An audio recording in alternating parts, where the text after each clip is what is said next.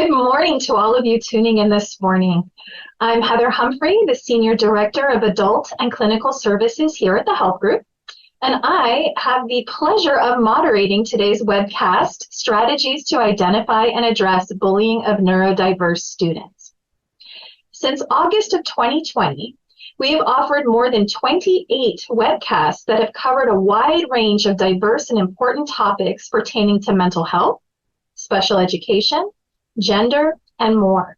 You can find each of these webcasts as well as a virtual open house for all of our schools on our website at thehelpgroup.org/webcasts. And just as a reminder today, our webcast is being recorded, so this will also be available on our website soon. So you are free to totally focus your attention here because you can always watch a recording later. For almost 50 years, the Health Group has prided itself in creating new programs responsive to the emerging needs within the communities we serve. In recent years alone, we have launched a new school for students with learning disabilities or autism who are interested in science, technology, engineering, and math. A coaching program for young adults who need support and guidance to enter college or the workforce. A groundbreaking social support and mental health program for young people who identify as LGBTQIA+, a prevention and aftercare program to address child maltreatment in Los Angeles, and an early detection program for adolescents and young adults experiencing concerning psychiatric symptoms designed to prevent their escalation into a fully diagnosable disorder. In that same spirit of responsiveness, recognizing the increasing mental health needs in our communities and the difficulties many are experiencing in accessing needed services, the Health Group has recently opened the Lumina Counseling Center. Lumina offers health insurance funded and private pay individual, group, couple, and family therapy to people of all ages, in addition to psychoeducation evaluation and diagnostic assessments. Our goal is to meet our clients where they're at and build strong, trusting, and compassionate therapeutic alliances with those seeking our support. At our core, Lumina Counseling believes that everyone has the right to be heard and to be guided to live their best life possible. During this presentation, you are absolutely welcome to use the chat function to present questions you would like the panelists to address. We will have a Q&A section at the end of this webcast, and we'll attempt to answer as many of these questions as time will allow. From doing several webcasts, we know that we will not be able to get to all of your questions, so we will follow up in an email to all registrants with answers to questions that we were not able to address. Today, our webcast will be covering a very important topic, strategies to identify and address bullying. Although the Health Group is known for our expertise in working with individuals that are neurodiverse or have related special needs, this topic is actually generalizable and relevant to all youth and young adults, regardless of disability. With that, I'd like to tell you a little bit about today's speakers who will lead us in this important discussion. Dr. Carol-Ann Cow has always had a passion for education and has dedicated her career to special education. She began her career as a special education teacher for students with learning disabilities, and for the past 7 years, she has been the Director of Curriculum and Support Services at the Health Group, working with 8 school programs that support students with learning disabilities, autism, and emotional disturbances. After earning her PhD in Curriculum and Instruction in STEM education, Dr. Cow worked with the Ministries of Education in Kuwait and the Kingdom of Bahrain in a Fulbright scholarship, helping train educators and leaders on how to work with students with special needs. She is also currently on the evaluation faculty on the special education team at Western Governors University and on the teaching faculty in the special education department and the curriculum and instruction department of the Charter College of Education at California State University, Los Angeles. Recently, she worked with the U.S. Embassy in Sri Lanka and the National Colleges of Education in Sri Lanka to train teachers on how to work with students with disabilities, as well as create an 8-week online course for teaching English to students with special needs. Last summer, she trained elementary, middle school, and high school teachers on best practices in working with students with special needs as part of a teacher summer camp in the Kingdom of Bahrain through the U.S. Department of State. Wow. Our other speaker is Dr. Laurie Stevens. Dr. Stevens is a developmental psychologist who has been working with children, teens, and young adults on the autism spectrum for over 25 years. She currently serves as the Help Group's Senior Director of Autism and LGBTQ+ programs. Previously, Dr. Stevens served as the Director of Autism Spectrum Disorder programs here at the Help Group. Her primary area of specialty is designing social skills curriculum with a newfound passion for changing nature of social expectations in the digital age. She has designed, run, and supervised social skills programs for children ages 2 years through young adulthood. She provides individual, family, and parent psychotherapy utilizing primarily a cognitive behavioral approach to a wide range of clients and is available to see clients through the Help Group's Lumina Counseling Center. Now that you've heard a bit about our presenters, we want to ask you to answer a brief poll that's specifically related to the topics that our presenters will be discussing. You should see a short poll pop up on your screen. Please answer all of the questions based on your own thoughts and feelings about several scenarios. I'll give you a minute to answer them. Once you've completed the poll, please make sure to click the X located at the top right side of the poll on the screen to close it, or else you'll have a giant poll covering our faces this entire webcast. So I'll give you a few moments to answer our poll, and then we will get started.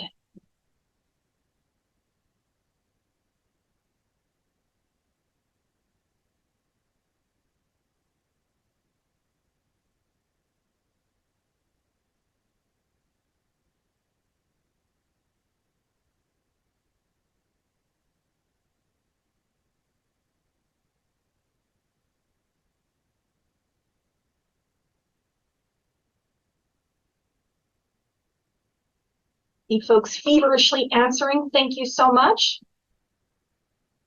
Give folks a few more moments to answer.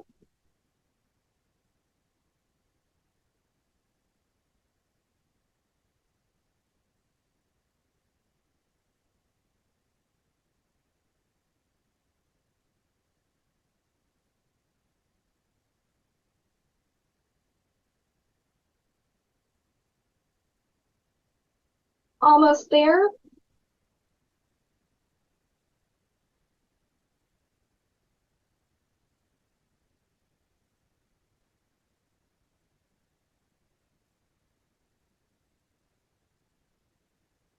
Awesome. So it looks like almost everyone is finished. 30 more seconds.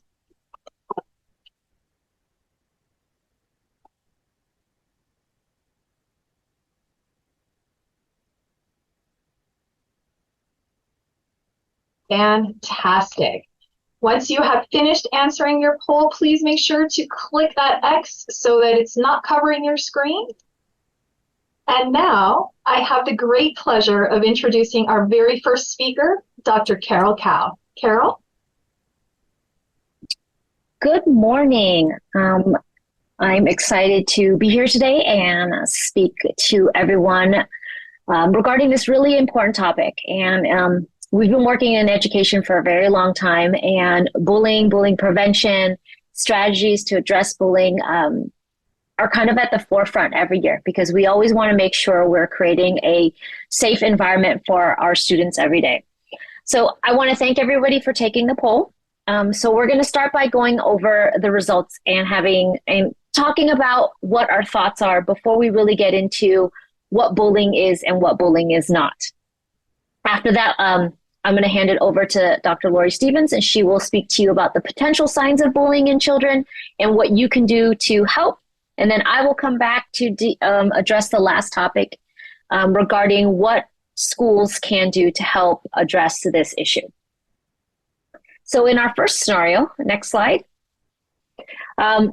the overwhelming results say 99% of the participants said in scenario one, where Molly and Amara have been best friends, they got into an argument, and Amara now claims that Julie is her best friend. Molly is hurt. 99% said conflict. And in this scenario, yes, this is conflict. This is an isolated incident. We'll talk a little bit more about why in a moment, but that's very good. Scenario two, please. Ron often draws attention to himself, calls people names, and tries to start conflicts. He has no friends and is usually by himself. A group of popular students call him names and tease him. They have started rumors that another girl in his class likes Ron and have been posting these rumors on social media. 90% of the participants said that this is an example of bullying. Okay, I'm going to discuss further. Scenario three.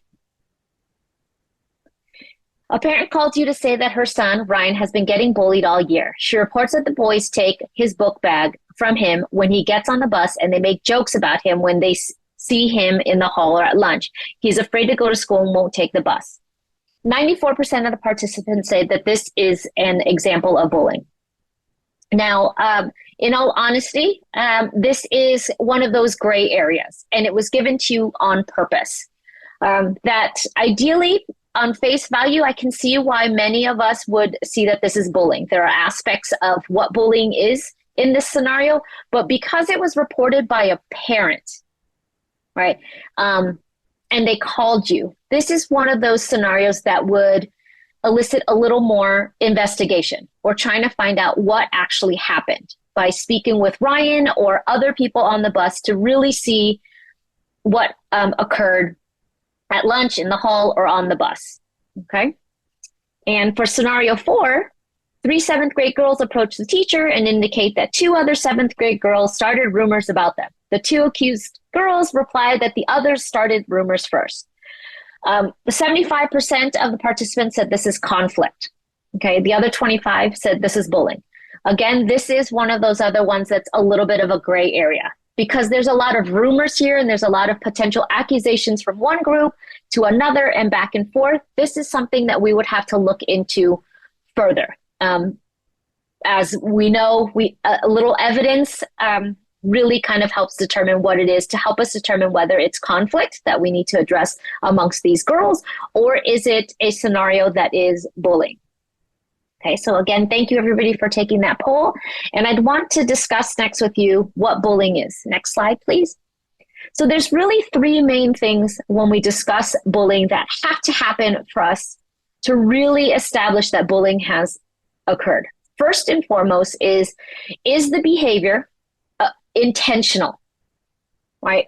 Did the child intentionally cause the behavior, whatever it is? Right? It also has to be repeated, right? So we need the aggressive behavior to be intentional and repeated, right? And the other thing that we really need is that it has to be include an imbalance of power, right? So kids who use bullying, right, use their power, whether it's through physical contact, words, subtle actions. Are we trying to gain something by taking it away from somebody else? So in the scenarios, many of the scenarios might have had one thing, like it was intentional that I pushed a child, right? It was intentional that I started a rumor. But were those rumors by those 7th grade girls, were they repeated? Did we start multiple rumors, right? And did they do it to gain some sort of power, right? Take power away from somebody or cause some sort of pain. So please keep in mind that when Dr. Stevens and I address bullying and deal with bullying in our school programs, we really tend to be very cautious about this. I know oftentimes we can be quick to jump to, my child is being bullied, right? Or a student comes to you and says, I'm being bullied because so-and-so called me a name. So-and-so did not let me join in a game. We want to be very careful about using the term, because bullying is very serious, right?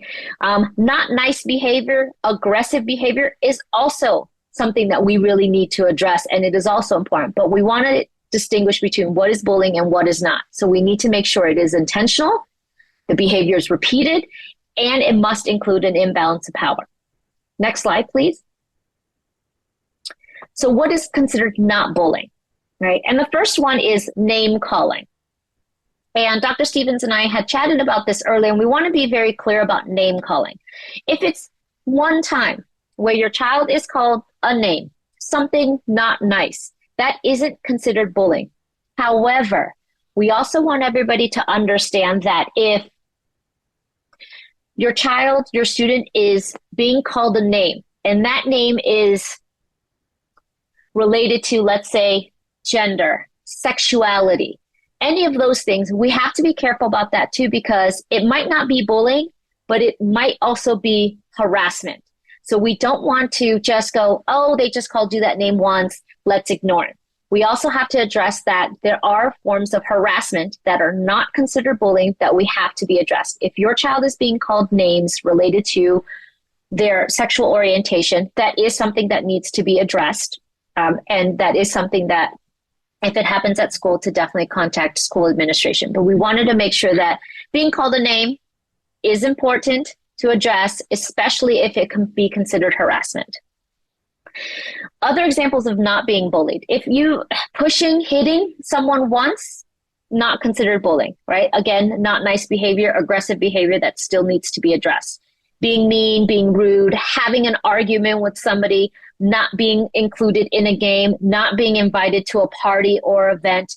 These are common things that Dr. Stevens and I see when we work with students, and students come and tell us, I'm being bullied. I wasn't invited to this party. Everybody keeps talking about it. And when I'm around, they don't mention it. All right. Again, these are just social situations that our children may experience that we have to help them cope with. Right. But not necessarily signs of bullying. Not liking someone, making other kids play in a certain way.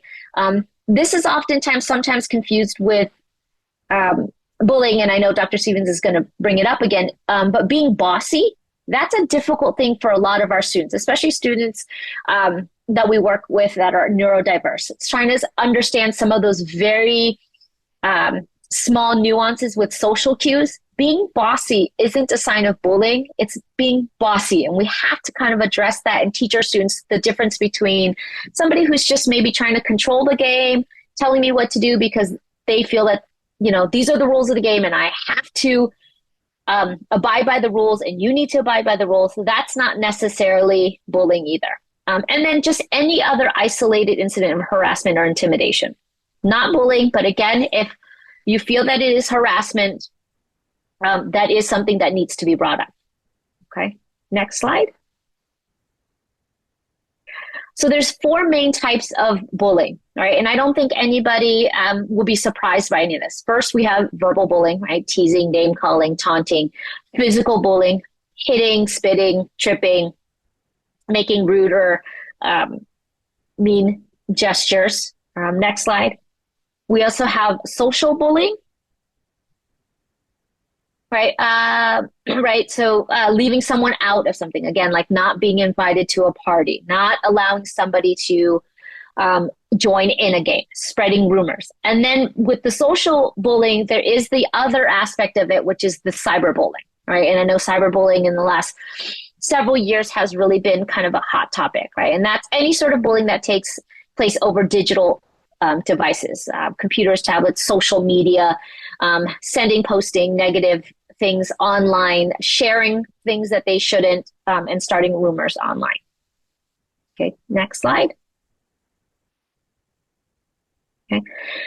And as we kind of shift into looking at what we are seeing or what potential signs and symptoms there are for bullying, we want to kind of just address some statistics about bullying and why this topic is so important.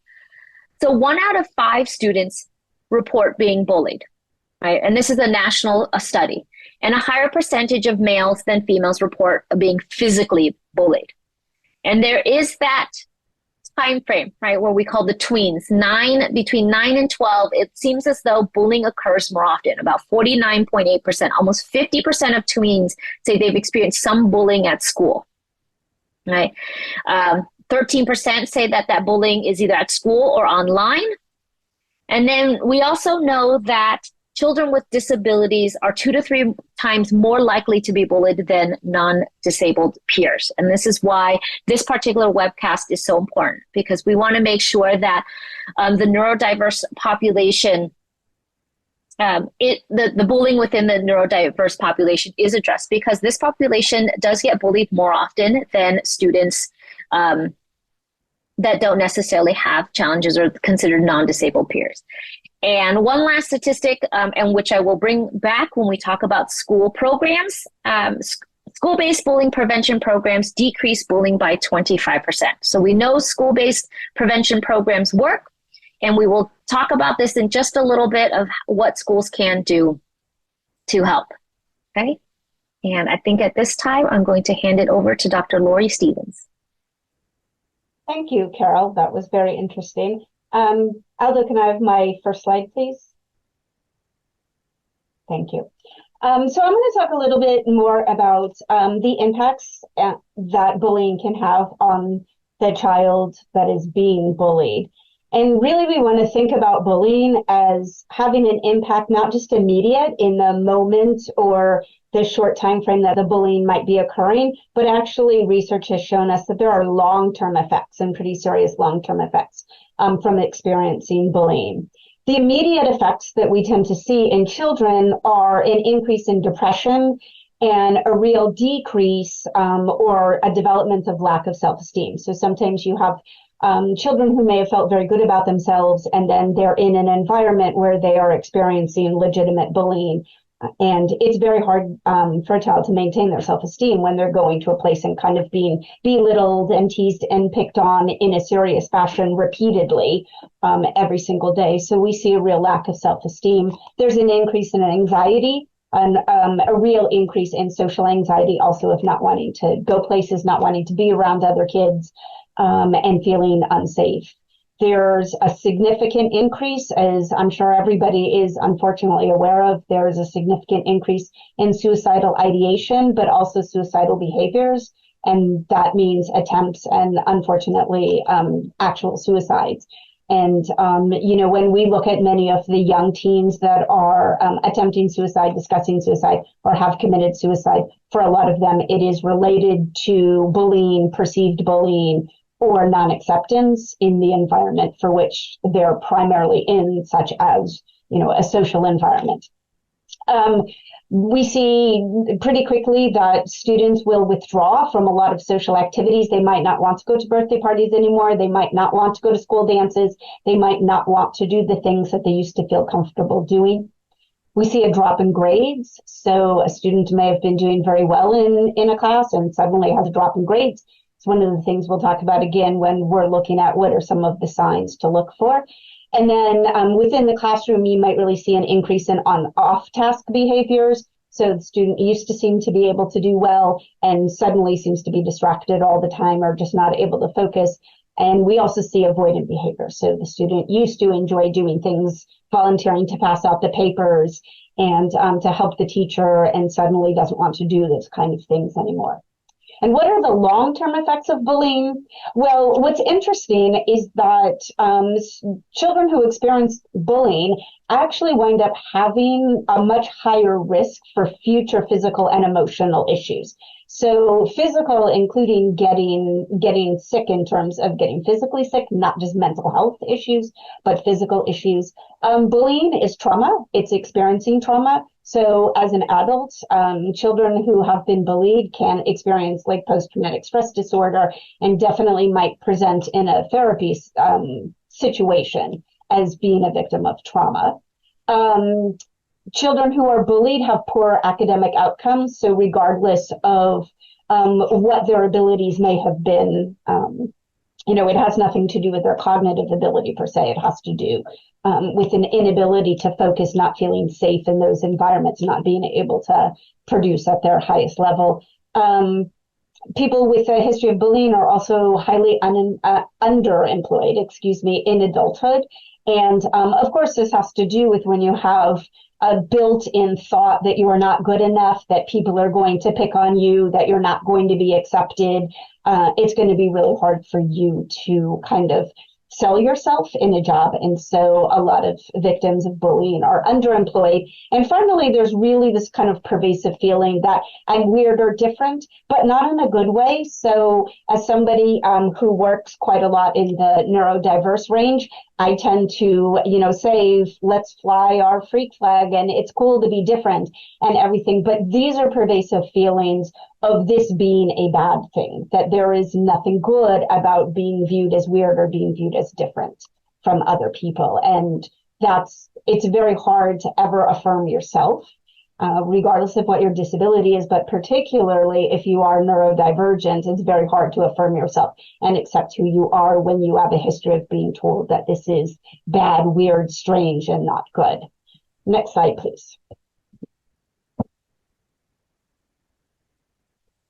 What are some of the signs that you can look for? And I'm going to address this on a broad scale. So, and these are signs that could be shown by anybody, whether your child is able to express to you at all that they might be bullying. So, of course, when we're talking about neurodivergent students, that includes a bulk of students who might not be able to use verbal language, might not have a functional form of communication, and those students can be experiencing bullying too. So we want to be sure that we're thinking about what are the ways that they also might be able to show you. One of the things that I think is interesting is that research has shown that less than half of children tend to report to parents and the school that they are actually experiencing bullying. And that's probably even lower in the neurodivergent population. And a lot of that has to do with the fact that the neurodivergent student might not know exactly what to say, who to say it to, or feels like the imbalance of power is going to mean that they're not going to be listened to or heard. But the signs that you can look for as parents or as teachers or as professionals, therapists, etc. Obviously, the most common thing is that you see a sudden refusal to go to school. Your child doesn't want to get on the school bus anymore, where they used to, again, go happily to school. And now there's a lot of school refusal and school avoidance. You'll see an increase in somatic complaints. So the child might be telling you that they have a stomachache, that they have a headache, that they're just not feeling well, that they're too tired to go to school. So you'll see an increase in that. You'll see potentially unexplained physical injury. So your child might be coming home from a situation with bruises, with scratches that they can't tell you how it happened. And when I say they can't tell you, that's code for they might not know how to tell you. They might be afraid to tell you what happened. They may have been threatened. If you tell anybody, we will hurt you more.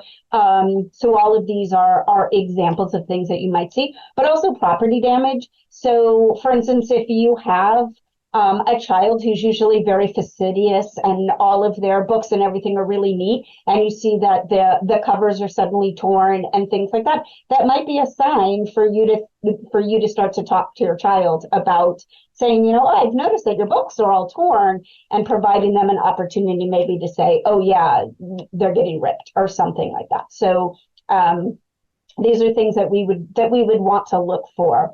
If your child comes home, and says, oh, I didn't eat, I lost my lunch money over and over and over again, and you think, oh, my child's one that usually maintains their lunch money, your child's like, oh, yeah, my electronics got lost, my earbuds got lost, it might mean, again, that somebody is bullying them and kind of saying, you need to give us these things, give us your lunch money. So if they are suddenly missing personal property, and of course, this is going to resonate with you if that is not a common thing for your child. If it seems to be a sudden thing where your child usually is very good about knowing where their things are and suddenly they're not there, or they're missing and your child is unable to provide you with an explanation as to what happened.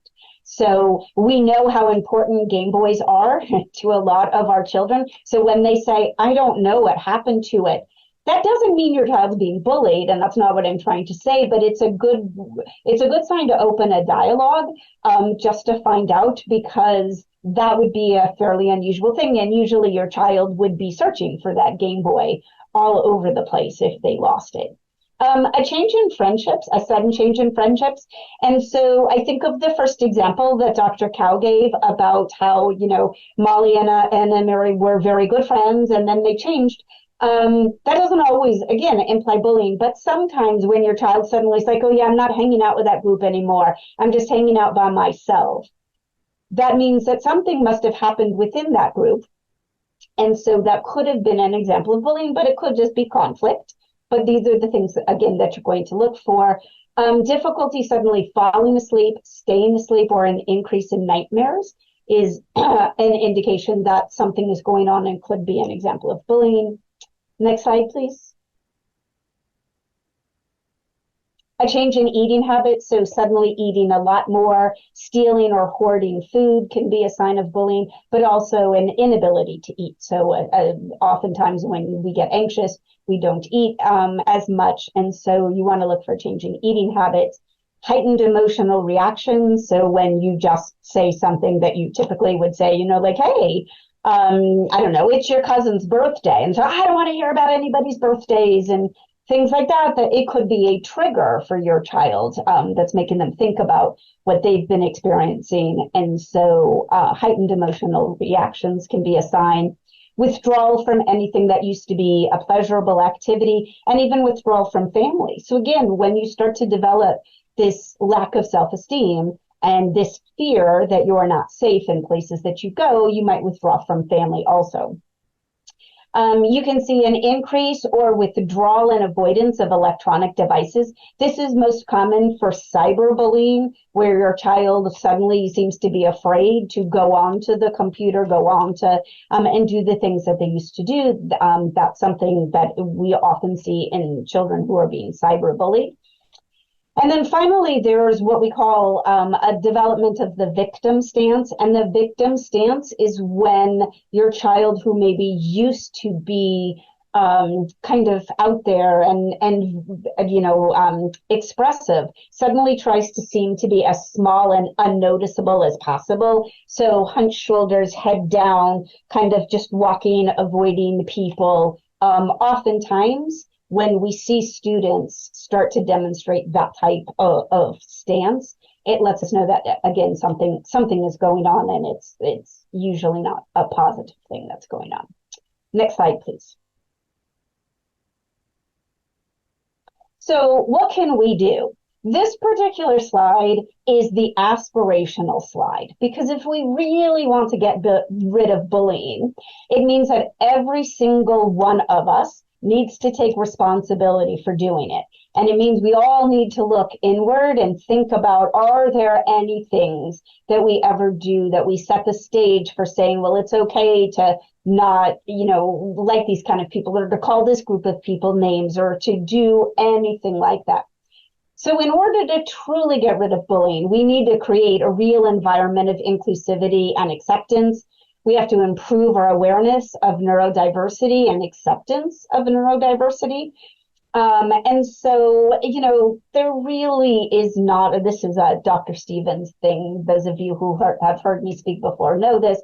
There really isn't such a thing as a neurotypical person. It's not like there's a bunch of people that are all exactly alike, and then there's these people who are truly different from them. We all are on the spectrum of being the same and being different. And we need to embrace difference. We need to understand that neurodiversity is what makes us interesting as human beings. It's what leads to inventions and creativity and all of this kind of stuff. And we really need to, from the very beginning with our children, let them know that differences are okay, differences are good, and that everybody deserves to be accepted. Everybody deserves to be included. And when we can foster that from the very beginning, it's obviously going to spread outward to the general population, if you will.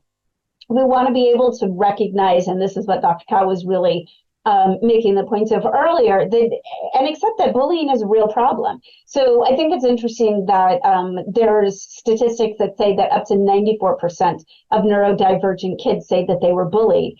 I don't think that that's the legal, if you will, definition of bullying that Dr. Cow was just saying. I think in this case, it involves feeling like they were being teased, they were being picked on, they were excluded, they were, they weren't treated with respect and dignity. But that's up to 94% of kids have reported that, and that's just an unacceptable statistic. We have to make zero tolerance a reality. You hear about this all the time. Oh, we have a zero tolerance policy. But what does that really mean, and how does that play out? And so we wanna really think about what is zero tolerance and how are we handling it. We need to make sure that there are swift and immediate and just consequences for any type of bullying. And again, we are talking about bullying. We're not talking about teasing. We're not talking about, oh, you don't let so-and-so play in your hopscotch game. That's something that can be dealt with in terms of conflict resolution, but doesn't necessarily need to be addressed with specific consequences. But you also want to make sure that the environment that your child is in, so let's say at school or something, that the consequences for bullying are known. This does not mean, because we need to remember, and I think Dr. Cow is going to hit on this in her next part, there are HIPAA rules. Schools can't always tell you what exactly is the consequence for another child that may have been doing something for your child. And I know that's so difficult as a parent because you want to know, but understanding when I'm saying make consequences known, this is, if this happens, this is the consequence. But it doesn't mean that it will, if a child is bullying another child, that, there's going to be a big announcement about what happened to that child, because that is protected under confidentiality rights. And what can we do? We can start early, and we can start now in terms of acceptance and understanding that diversity is a good thing. Next slide, please. Next slide, please.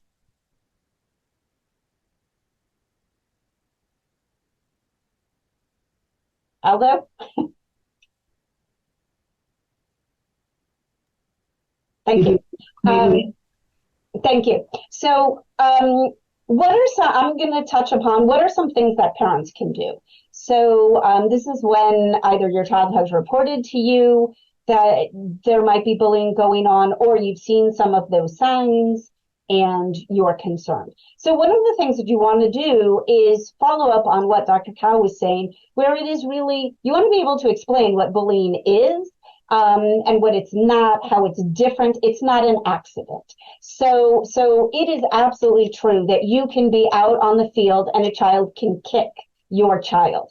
But if they just missed the soccer ball and kicked your child, we want to make sure that your child understands that was an accident. And sometimes with the neurodivergent population, understanding accidents and understanding intent can be difficult. So we want to be sure that we're explaining that and saying, we know that it hurt, but it wasn't bullying. They didn't mean to kick you. So we want to make sure that our kids understand, look out for when another child is forcing you to do things that you don't want to do. So they're forcing you to eat something that you don't want to eat, let's say. They're forcing you to give them money. They're forcing you to say things that you don't want to say. Anybody who kicks, hits, or physically hurts you over and over again. So again, unfortunately, like we said, one-time punching, that's not a bullying incident. It's a bad incident and will be addressed, but it's the repeated. And someone who takes or breaks your property more than once. These are all bullying, but bullying isn't just somebody who gets to do what you want to do. So I have clients who have said this to me before. They've said, I wanted to get on the swing and, Joseph got on it before me and he's a bully. And it's like, well, he wanted to go on the swing too, and we have to share. And so we want to make sure that we're understanding exactly what this is. We want to make sure that it's not someone who tells you what to do. So teachers aren't necessarily bullies just because they're telling you what to do. It's not somebody who's doing something that they can't help. Students who have tics, students who might need to engage in stimming behavior, hand flapping, and it's not someone who does something one time. Next slide.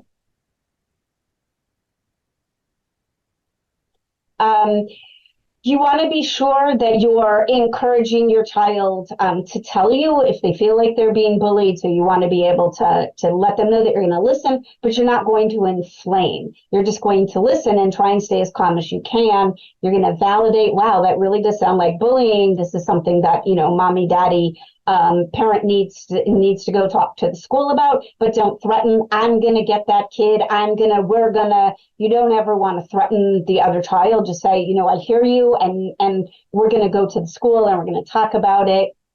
You can ask your child what would make them feel safe at school. So sometimes, children will say, I never want to see him again, or that child needs to be kicked out of the school. And we can't always just remove children from schools, especially in special education. There's many educational laws and protections for everybody. So we might want to do some realistic problem solving, but what is going to make you feel safe? We want to make sure that the child's responses are kind of aligning with what happened. So if you're just bothered about something, that might not be something that you need to go tell the teacher about or bring to the principal of the school. But if you're being threatened or harmed, absolutely, that's something that an adult needs to know about that. You can role play ways that children can respond to bullying. So things like, stop that, I don't like that, and very firm but not angry. And teaching the child when they are, and not if they're being physically hurt, that doesn't really help, but really in more of those kind of repetitive name-calling, teasing types of situations, to be able to just smile and say, stop, I'm not going to listen to you, walk away and tell an adult. So role play and practice this over and over again so that you feel like your child will be able to do it in the heat of the moment. You can always write out scripts for ways to tell adults. Sometimes adults aren't told, like I said before, because people don't know how. If your child utilizes an AAC device or a PECS device, you can always have that programmed in there so that they can be showing their speech therapist, their teacher, or you that they're being hurt, or that things are being stolen. You can do anything like that, and just say, I just need to let you know so and so did, and then exactly what the child did to me, and that you go and you tell you tell your teacher, or you tell the principal, and just script it out and practice that with your child. Next slide, please. I'm sorry, I'm talking a little fast. We are running out of time, and we need to get through our whole presentation. Creating an emotional timeline is another thing that you can do. This works very well with students who don't have as strong of verbal communication skills. So this would be kind of talking about the day, maybe having a timeline of the day, different classes, and asking the child how they feel within each class. So if a child suddenly puts the scared face or the sad face within a particular time period, that might let you know and give you information back to the school about, it seems like maybe something's happening to my child at lunchtime. They seem really happy in class. And so this is a way that you can help your child be able to communicate when they're feeling unsafe at school. There are some bullying prevention programs that talk about getting your child to neutralize the bully. I will say that I think that it takes a fairly sophisticated person to be able to do this. And I think it kind of only works well maybe within the high school population. But the idea of neutralizing is that the child who's kind of being bullied might come back with a response that is not bullying, but disarms the bully. So it's sort of like, saying, oh, you don't like my haircut? I'll let my barber know. I'm sure they'll be devastated. So it's kind of trying to give this idea that, look, what you're saying doesn't really hurt me, even though it might truly hurt you, but just kind of trying to disarm the bully, because then the bully has nothing to come back with. But again, it's a sophisticated skill. I think with our neurodivergent population, this isn't necessarily the best methodology, but I just want to let you know, I'm sure there's people here who do have children who also are not neurodiverse, and I think this works a little bit better with them. One of the things I always encourage people to do is to maybe have an in-service about the particular challenges, diagnosis, etc., that your child might have within a classroom. It's something that I've done a lot in the past, where I'll go in and teach a class about autism and what are children with autism like. And so a lot of times it just helps other kids to go, oh, now we see it. Oh, he's not doing it because, oh, he can't help it. And it just kind of, again, just helps people understand this is okay. This is okay how this child is acting. You can use social stories, which I'm sure most of you are familiar with. Prompt cards can be something like, go to the teacher, say, stop, I don't like that, tell an adult. Scripting, we've already talked about. Calming strategies for your child if they are feeling upset, because we don't want the child to then bully back or react back. And finally, social skills training always helps, even though in no way are we attempting to blame the victim that's being bullied, but sometimes social skills training can help children kind of fit in a little bit better and understand the social nuances and some of those really subtle social cues that go on. Next slide. And then again, a lot of this Carol is going to touch on. You can set up meetings with the school district to talk about your concerns. You want to stay as calm as possible. You want to be very specific about what your child experienced and how it's affecting them. If you need to, keep logs of the incidents that happen so that when you go to the school, you have solid information. You can find out what the school strategies are for managing and preventing bullying. If your child is a victim of cyberbullying, we oftentimes have this desire to just delete it, and you don't want to do that. Cyberbullying is also a crime. So you want to make sure that you are screenshotting everything, printing it out so that you have copies to give to the authorities before you delete it from your child's phone. And finally, please do not confront the family of the bully yourself, especially when this is something that is happening at school. It's something that the school will be addressing, and you really don't want to get into an even additional bullying or anger situation. So I'm going to turn it back over to Dr. Cow now. Thank you, Dr. Stevens. I'm going to just briefly address what schools can do to help. And I want everybody to keep in mind that a lot of these strategies are holistic. This can be addressed at kind of any school, large public schools, smaller private schools. I will focus on kind of the neurodivergent population. However, a lot of the strategies that you will see can be applied to any population. Next slide, please. So we know, right, again, that 1 out of every 4 students reports being bullied at school during the school year. And students with disabilities face higher levels of bullying, right? And the statistics are there, right? But we also know that bullied youth were most likely to report these actions when they have access to support made, and they stated that this made a positive difference. So this is what really schools need to focus on, right? How is it that we can create this support system so that either students who are being bullied or bystanders, students who see bullying, witness it, how can they actually help other students and, for us to really address this and potentially prevent other bullying to occur or escalate, right? So next slide. Right, so strategies. So things for teachers to do. Right? We want to be able to listen to the student, check in with them afterwards if they see the bullying has stopped.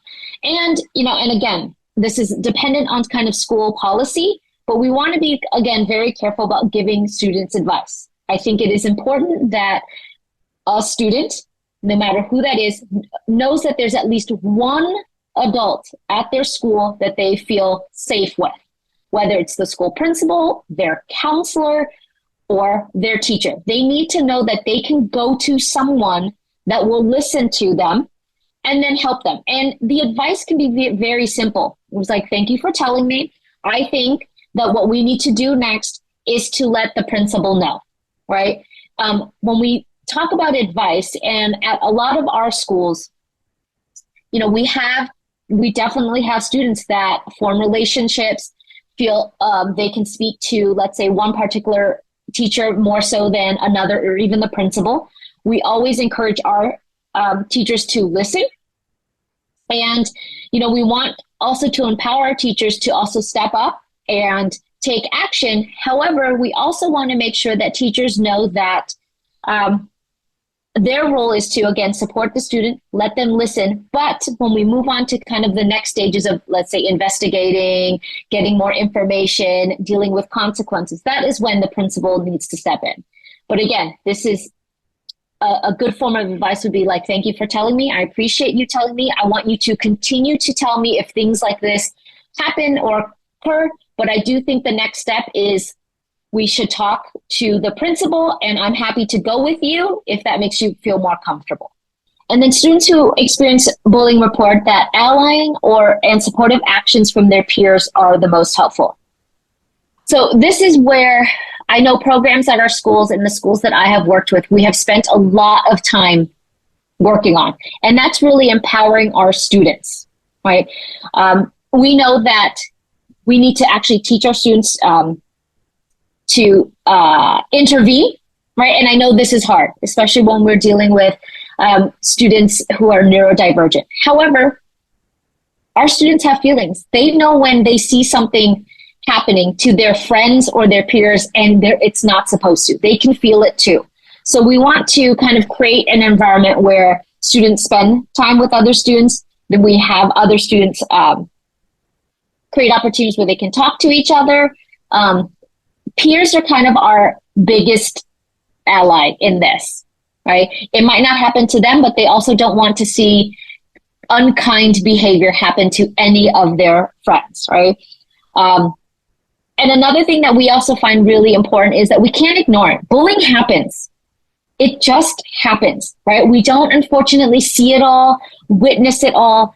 And we need to know that it happens on every school campus. We have to accept it and we cannot ignore it, right? We can't just blow students off when they complain about the same thing over and over again. And for a lot of our students, we know that they can perseverate. It happens, right? And we have to distinguish, is it perseverating on the one incident over and over again? Or are they really telling us that the same thing keeps happening, right? And we can't just tell them to go move on from it. We have to listen to them, do our due diligence, and determine if, one, they need extra support from, let's say, their school counselor, from home, from the principal, to better understand that this situation happened one time. Or do we need to address that this is a potential sign of bullying? Next slide. 2/3 of tweens are willing to step up and defend. Remember, 2/3 of tweens, these are 9 to 12-year-olds. And so we must encourage students to step in. We have to show them how.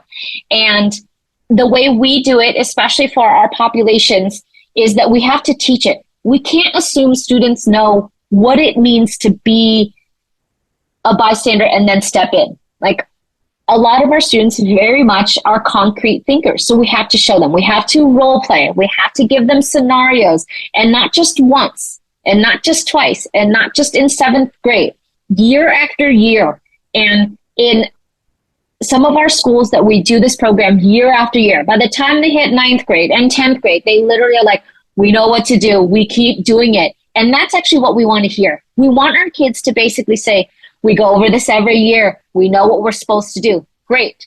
And then when it actually happens, they know what to do.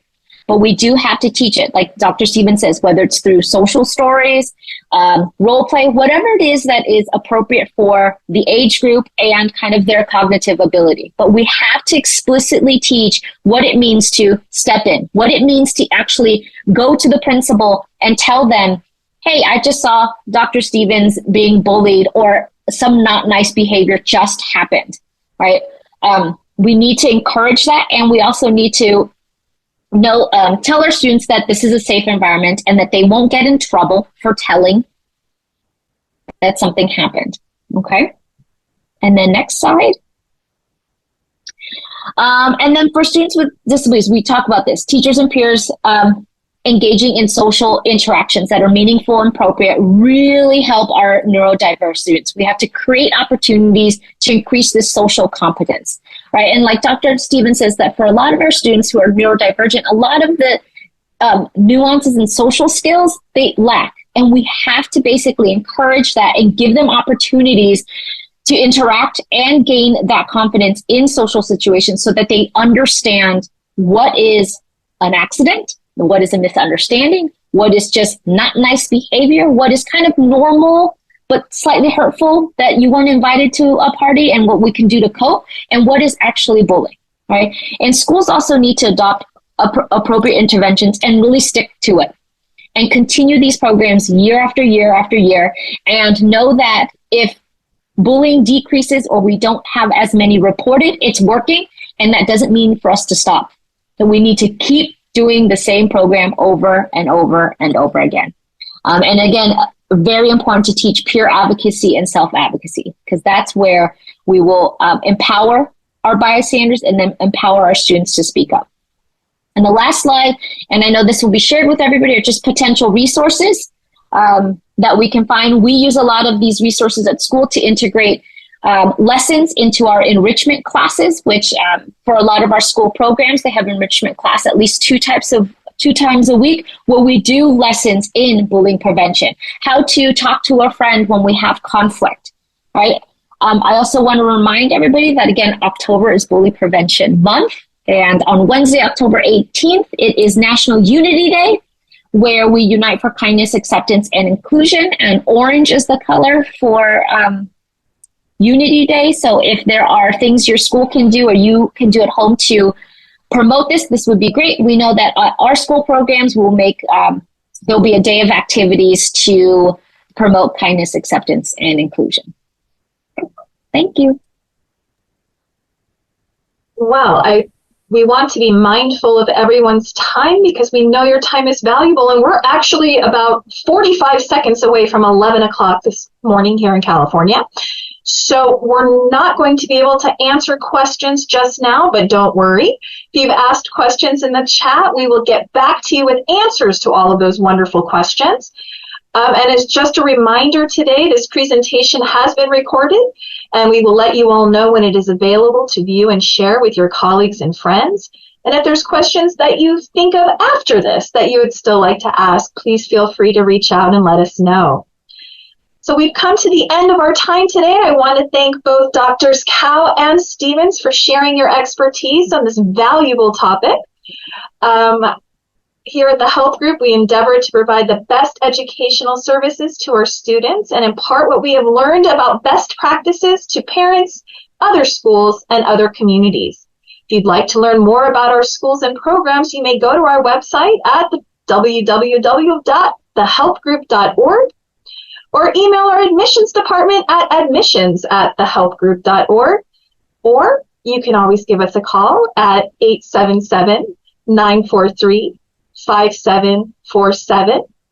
I do want to make sure that I let you all know that our next webcast will be Wednesday, November 15th at 10 a.m. Pacific time, and is entitled What to Do When the Sticker Chart Doesn't Work, which I am super excited about because that sounds like a phenomenal webcast. So thank you all so much for joining us.